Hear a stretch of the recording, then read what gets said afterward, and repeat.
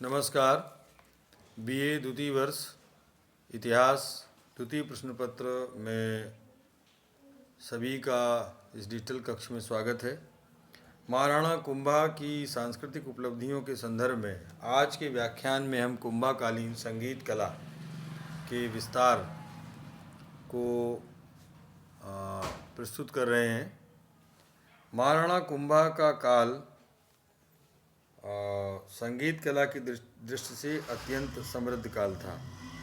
वस्तुतः महाराणा कुंभा स्वयं संगीत का एक उच्च कोटि का आचार्य था।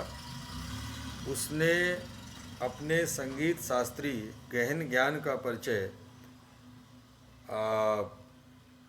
अपने विभिन्न ग्रंथों में दिया है, जिसमें संगीत राज, सूड प्रबंध, संगीत रत्नाकर जैसी रचनाओं में उसके संगीत कला संबंधी उत्कृष्ट ज्ञान का हमें सहज परिचय प्राप्त होता है।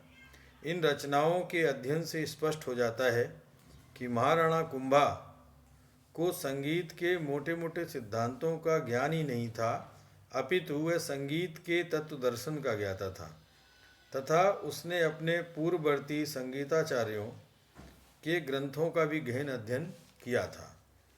इस प्रकार ग्रहित ज्ञान एवं अर्जित ज्ञान के आधार पर कुंभा ने अपने ग्रंथों में संगीत शास्त्र के विभिन्न तथ्यों का जो विवेचन अपने ग्रंथों में प्रस्तुत किया, वह अपने आप में एक विशेष मौलिकता लिए हुए है। कुंभा के संगीत विषय ज्ञान गरिमा के सैद्धांतिक पहलू पर तो किसी भी दशा में संदेह नहीं किया जा सकता है, लेकिन व्यवहारिक दृष्टि से उसे कितना अभ्यास था यह नहीं कहा जा सकता।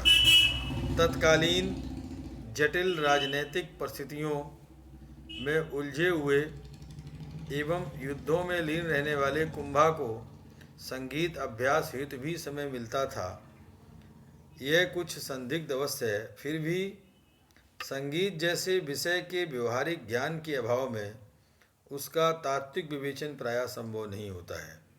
अतः हम यह मानने के लिए बाध्य हैं कि संगीत के व्यवहारिक पक्ष की ओर से कुंभा नितांत निश्चेष्ट अथवा उदासीन नहीं था।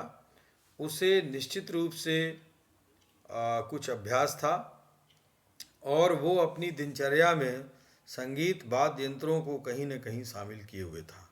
साथ ही यह अनुमान भी सहज ही लगाया जा सकता है कि उसने अपने दरबार में अनेक संगीतज्ञों एवं संगीताचार्यों को आश्रय अवश्य प्रदान किया था। इस अनुमान की पुष्टि नाट्यशाला से भी होती है, जिसका निर्माण कुंभा ने करवाया था। यद्यपि महाराणा कुंभा के आश्रित संगीताचार्यों का उल्लेख तो नहीं मिलता, फिर भी यह मानना युक्त संगत ही होगा कि उसने संगीत के तात्विक विवेचन को समझाने के लिए व्यवहारिक रूप दर्शनार्थ संगीतज्ञों को अवश्य ही अपने दरबार में आश्रय दिया होगा। उस काल में संगीत का प्रचलन जन सामान्य में भी था। सोम सौभाग्य काव्य, जो आचार्य सोमसूरी की उत्कृष्ट रचना है, से यह ज्ञात होता है कि विशेष सामाजिक एवं धार्मिक पर्वों पर संगीत कार्यक्रम भी रखे जाते थे। इस काल की प्रतिमाओं से भी हमें संगीत की स्थिति का बोध होता है।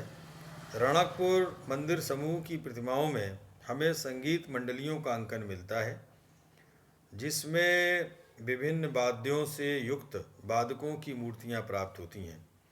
इसके अतिरिक्त चित्तौड़, दिलवाड़ा, एकलिंग आदि स्थानों पर प्राप्त प्रतिमाओं में भी हमें वादक मंडलियों की प्रतिमाएं प्राप्त होती हैं, जो यह बताती हैं कि इन प्रतिमाओं में प्रदर्शित वाद्यों, मृदंगों, झांझ, श्रृंग आदि का प्रचलन समाज में था। इन प्रतिमाओं से हमें तत्कालीन नृत्य कला की स्थिति का भी अच्छा बोध होता है। रणकपुर की प्रतिमाओं में हमें विभिन्न नृत्य मुद्राओं में तक्षित अप्सराएं प्राप्त होती हैं। इसी काल के चित्तौड़ व कीर्ति स्तंभ की प्रतिमाओं से हमें इस प्रकार की नृत्य मुद्राओं में नृत्यांगनाएं प्राप्त होती हैं।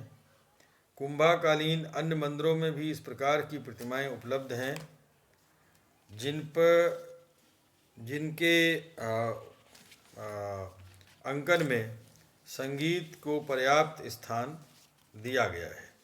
तो इस तरह से जो कुंभाकालीन संगीत है वो अपने आप में उत्कृष्ट है। जहाँ तक इतिहासकारों का जो संदेह है वो उसके व्यवहारिक अभ्यास को लेकर है कि कुंभा स्वयं कितना संगीत का अभ्यास करता होगा। दुर्भाग्य से इस विषय में हमारे पास कोई और जानकारी का साधन उपलब्ध नहीं है, किंतु उसके जो संगीत संबंधी ग्रंथ हैं वो उल्लेखनीय है। तो विभिन्न पुरातात्विक एवं साहित्यिक साधनों में उपलब्ध संगीत विषयक सामग्री से यह स्पष्ट ही है कि महाराणा कुंभा के काल में संगीत कला भी पर्याप्त रूप से समुन्नत थी तथा समकालीन राजस्थान में संगीत कला के विकास में कुंभा का महत्वपूर्ण योगदान रहा है।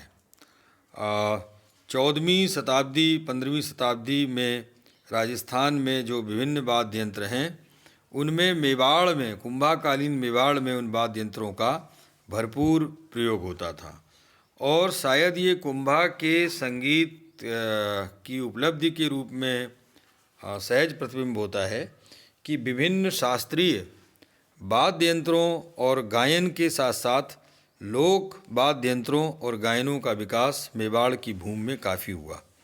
विभिन्न क्षेत्रों में तानबूरा, रावण हत्था इत्यादि का प्रदर्शन यह बताता है कि कुंभा काल से ही मेवाड़ में संगीत का प्रचलन और तेज़ी से हुआ। मैं आपका ध्यान एक उत्कृष्ट संकेत करना चाहूँगा। मीराबाई को वाद्य यंत्र बजाते हुए कई चित्रों में प्रदर्शित किया गया है। इसी तरीके से जो राजस्थान प्राच्य विद्या प्रतिष्ठान में विभिन्न पर्चियाँ संतों की जो परचई जिन्हें हम बोलते हैं उन परचई में जो साहित्य है वो ज़्यादातर साहित्य गेय साहित्य है, अर्थात वो गाया जाता था जिसमें गायन के साथ साथ वाद्य यंत्रों का भी भरपूर प्रयोग होता था। तो इस तरह कुंभाकालीन संगीत कला उत्कृष्ट कला थी और राजस्थान के संगीत कला के विकास में कुंभाकालीन संगीत की उपलब्धियों को विशेष दृष्टिकोण से देखा जाना चाहिए। जहां एक ओर मेवाड़ के महाराणाओं ने वीर और शौर्य का राणा सांगा और महाराणा प्रताप जैसे शासकों ने मेवाड़ को जहां शौर्य की दृष्टि से स्थापित किया, वहीं महाराणा कुंभा मेवाड़ को सांस्कृतिक दृष्टि से स्थापित करने में सफल रहा और इस स्थापना में संगीत का विशेष योगदान रहा।